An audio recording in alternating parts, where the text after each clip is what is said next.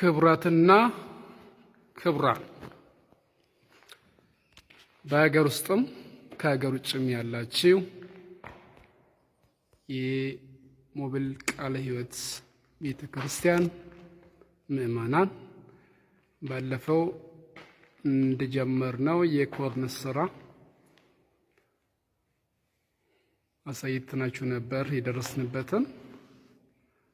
አሁን ያለው የስራ ሂደት ይህንን ይመስላል። ያንስ ኦልሞስት ወደ 75% እየደረስን ብለን ተስፋ እናደርጋለን። ሆኖም አሁንም ቢሆን ድጋፋችሁ ጸሎታችሁ ስለሚያስፈልግ ባላችሁ በገንዘብ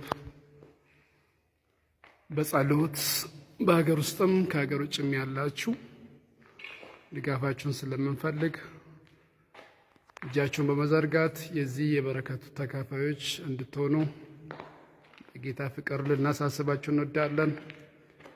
ገና ብዙ አብረን መንሰራችሁ ስራዎች ይኖራሉ። እንደ ቤተ ክርስቲያን መሪዎች ይሄን አደራ ልንሰጣችሁ እንወዳለን። እንዳያችሁት መሬቱ ሌላ ንጣፍ ይፈልጋል። ሴራሚክ ስለሚፈልግ ይሄ ደግሞ በአንድ ሰው ምሰራ ስላልሆነ 50 ሎሚ ለአንድ ሰው ሸክም ለ50 ሰው ግን ጌጥ ነው እንደምል አባባል በጋራ ሆነን እናመልክበትን የአምልኮ አዳራሽ ማስዋብ ይጠበቅብናል። እግዚአብሔር ይረዳችኋል። በመስጠት ተባረኩ። ስጡ ይሰጣችኋል ተብሎ እንደተጻፈ በቃሉ መሰረት በሰጣችሁት እጃችሁን ለጌታ ቤት በዘረጋችሁት ቁጥር በዛው ልክ እግዚአብሔር ዋጋችሁን ይከፍላል። በሰማይ የምኖራችሁ ዋጋ በጣም እጅግ ታላቅ ነው። እግዚአብሔር ስለምረዳችሁ የእግዚአብሔር ቤት በመስጠት እናገልግል።